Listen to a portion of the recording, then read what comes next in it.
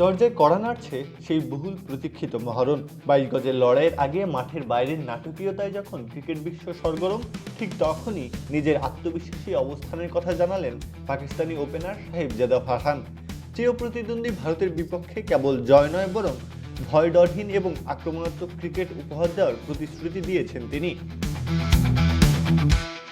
সম্প্রতি ভারত পাকিস্তান ম্যাচকে কেন্দ্র করে পাকিস্তান ক্রিকেট বোর্ড যে বয়কটের ডাক দিয়েছিল, সোমবার তা প্রত্যাহার করে।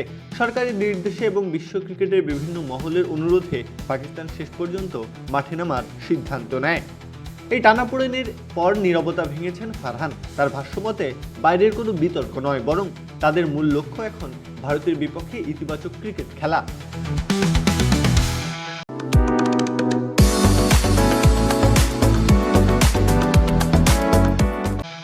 ফারহান বলেন, বিগত এশিয়া কাপ সহ ভারতের বিপক্ষে আগের ম্যাচগুলোতে আমাদের যে মানসিকতা ছিল, আমরা সেই ধারা বজায় রেখেই মাঠে নামব।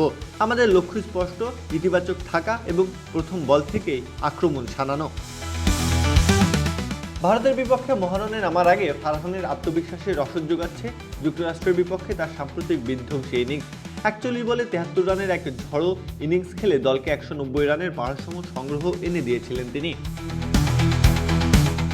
নিজের ব্যক্তিগত লক্ষ্য নিয়ে ফারহান বলেন, অনুশীলনে নেটে বল খুব সুন্দরভাবে ব্যাটে আসছিল। আমি ব্যাটিং কোচ হানিফ মালিককে আগেই বলেছিলাম যে আমি আজ বিশেষ কিছু করতে যাচ্ছি। আমার লক্ষ্য হলো এই বিশ্বকাপে অন্তত 2 থেকে 3টি ম্যাচ সেরা পুরস্কার জেতা। ভারতের বিপক্ষেও নিজের ফর্ম ধরে রেখে ব্যাট হাতে নেতৃত্ব দিতে চান পাকিস্তানি এই ওপেনার। প্রত্যহ কাব্য, খেলা 71।